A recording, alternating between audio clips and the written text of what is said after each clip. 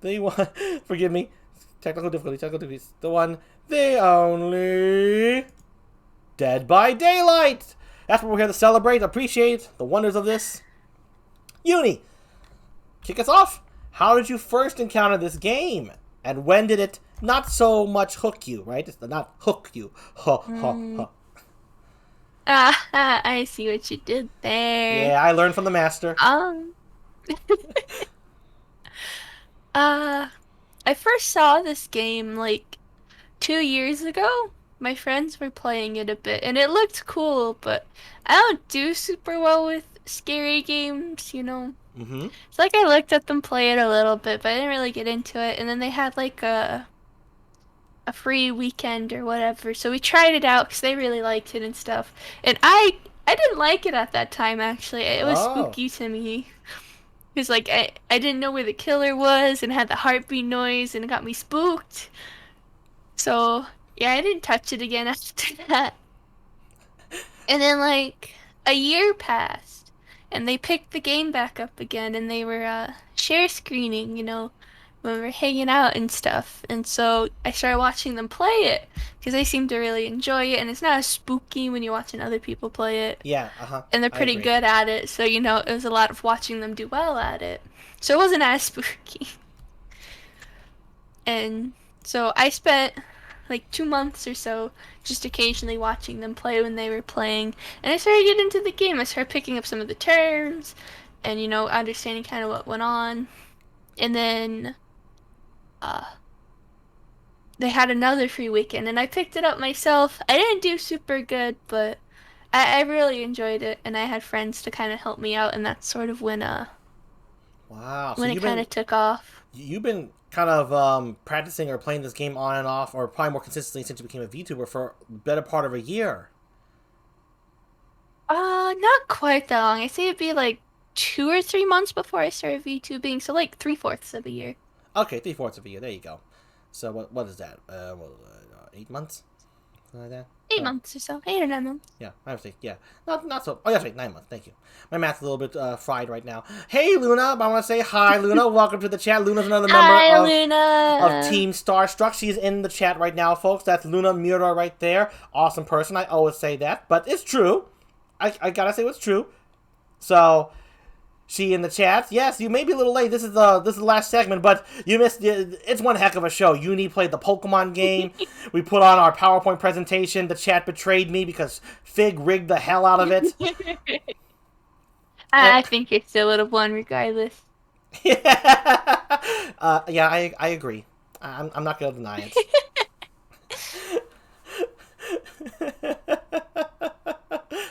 Yes, Usu's here, the lovely Usu who just recently. I'll take that at the end. So, but yeah, folks, Usu just became a VTuber herself. So Usu is Usuki. Yeah, Oh. she did. She really did. She just started streaming. She only done like a couple right now. She's got a great model. It looks great, and the awesome Fig is here. So awesome people in the chat. And Lucas was here too. Luna, the guy who commissioned that art. How do you ban the streamer, Fig? Well, first you blindfold yourself, and then you jump off a cliff, and then you'll see in the afterlife. Okay. Hmm. I think he's still reeling from the Pokemon game. That Uni's miraculous comeback, the Uni comeback of the century. So you've really been playing this the better part of 3/4 of a year now. And when did it really sink in that this was something you really liked? Like you said, you just played it more with your friends. It was because you just understood the rules more. How did it get less scary and everything? Well, like I said, I had watched my friends play it for a while, and they're pretty good at the game. So, watching them loop the killer and stuff and meme on them, and it made it a lot less scary. Ah, And, okay. kind of seeing, when you should run and when not to run and all that kind of stuff. Seeing like the gameplay a lot helped make it a lot less spooky. I gotcha. Getting more familiar with it just lessened the horror factor.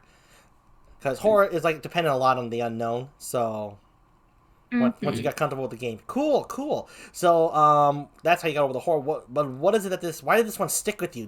Do you just have like a demonic side we're not aware of? Is there like an extra horn that's gonna grow out at some point, and they're gonna shift and they're gonna be parallel to each other and cover and flank your head at some point? Or Uh, I guess it might be a bit hard to tell from my stream because I normally stream killer because I'm playing by myself and solo queuing as a survivor isn't always a great experience, but I'm actually a survivor main.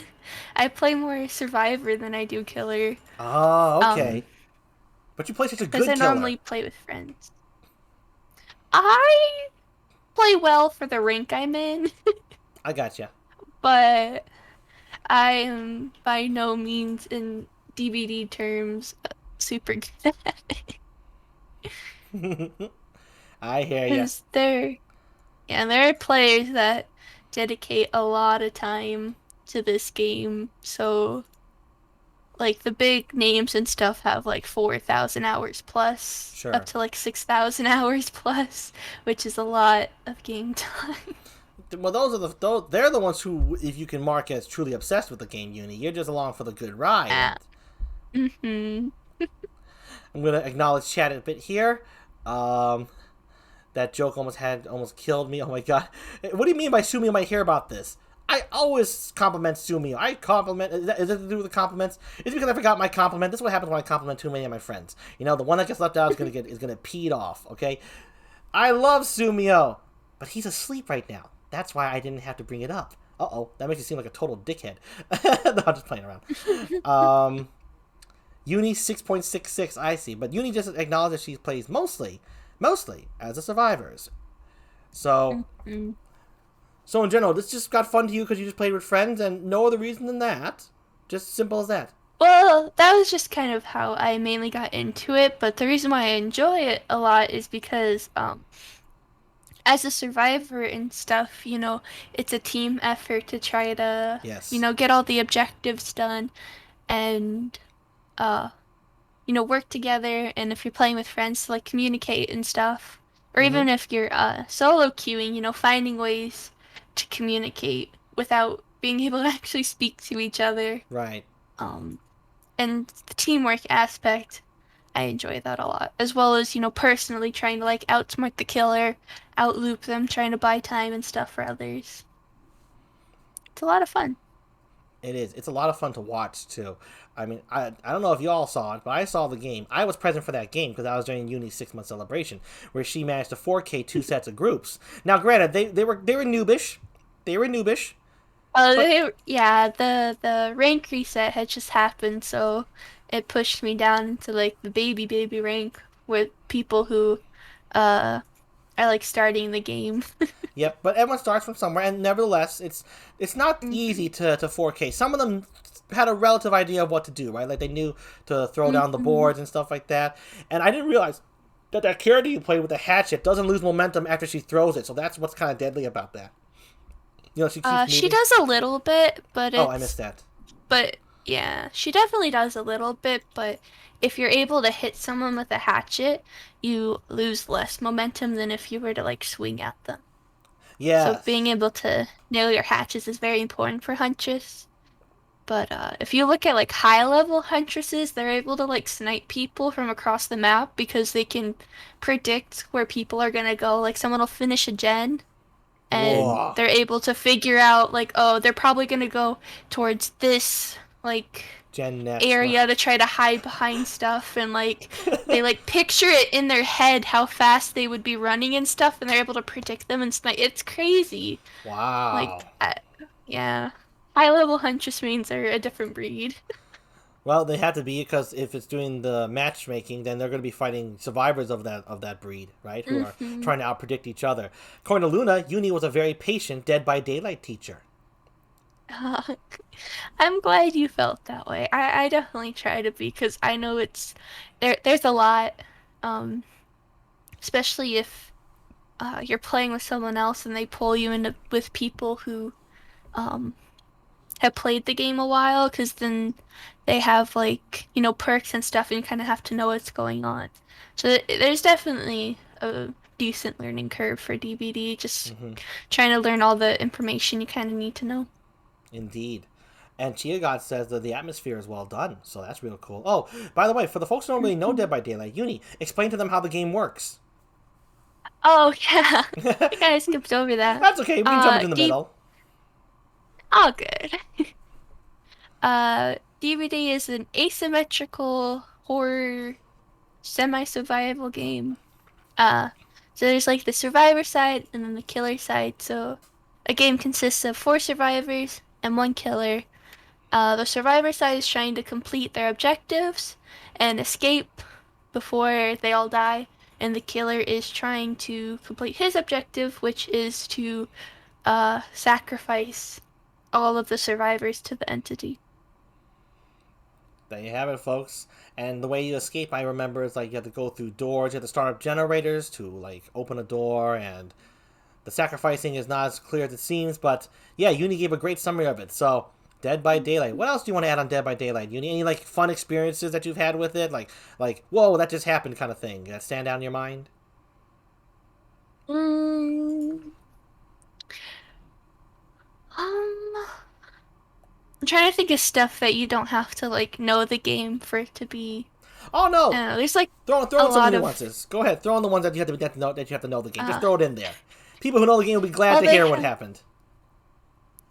they when they updated they have like a farm map and it had like a big farmhouse and they updated how it looked.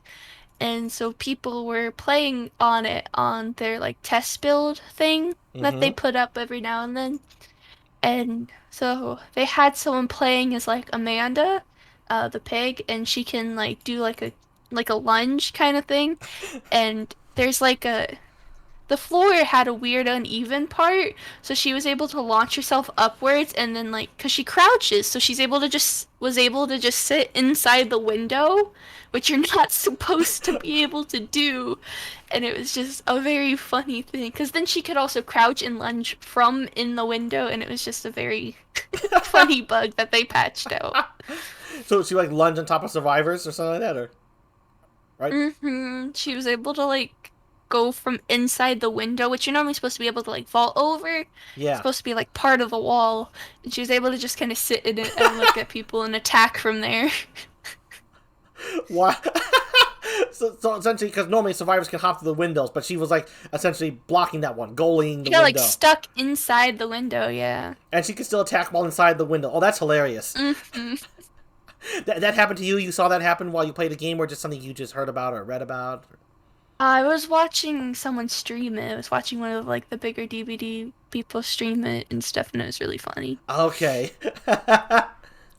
Did you run into any fun bugs during your time with Dead by Daylight? Sometimes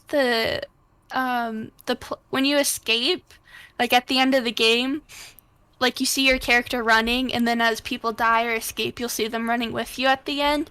Sometimes it glitches out and like part of your hair disappears. And so you're just like running there bald next to the other survivors. A bald model. That hmm that's good. So that's fine. I'm just imagining. That's why I'm giggling.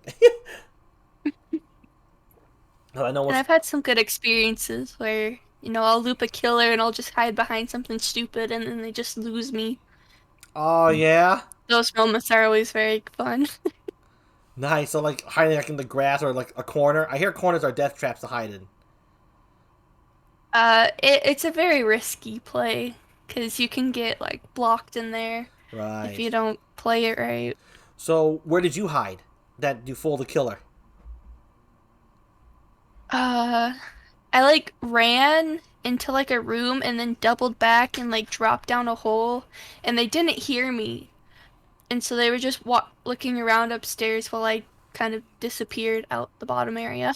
Oh, nice, sneaky, Very sneaky, yeah. nice play. Let's go back to that. Nice work, Uni. Give it up for Uni for the sneak play, folk. Sneak play of the Thank Uni you. century. Come on, let's see some potty potties for that. Also, Chia God says she hatches a plan. Yes, talking about the Huntress does indeed hatches a plan with her hatchet. Mhm. The maps, according to Chia God, sounds like some of the old school Killing Floor maps that he's played. And Chia God has seen the baldness happen. Yes, I haven't seen that yet, but that sounds freaking hilarious.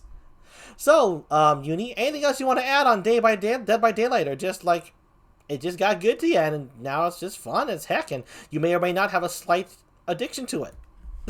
I like playing the hunches. She's my waifu. She's my main, and I have a cosplay of her, which I like. pull out sometimes when I play. Folks, wasn't that cool and spooky? Look at that. That got me by surprise right there. Woo! Oh, that was good. That was nice. I just kind of had it sitting under my feet this whole time. I just kind of pulled it out. There you go. She was standing out the whole time. That gives her extra leverage over everyone else. And that's lovely. See, it still looks cute though, doesn't it, on her? Okay, yeah, the blood is there and whatnot, but Don't mind that. That's not the important part. we can certainly say this though, folks. There is a killer inside this sweet basket of marshmallows. So don't be fooled if you think you're safe, you're not. Treat her with respect, and she won't bring out the hatchet or the mask. That was awesome, Yuni. Thanks for doing that. Hope you folks enjoyed that. I didn't know she was going to do that. That was my secret surprise. Well, I was surprised. That was very pleasant. I like that a lot. Thank you for that, Yuni. So, folks, give it up one more time for Dead by Daylight. Something that started out as wasn't usually Yuni's cup of tea, but evolved and changed, kind of like the game's asymmetricalness. So, here's the Dead by Daylight. Here's to... Thank you. Woo! Thank you, Dead by Daylight, for being something for Yuni to enjoy and stream. Thank you.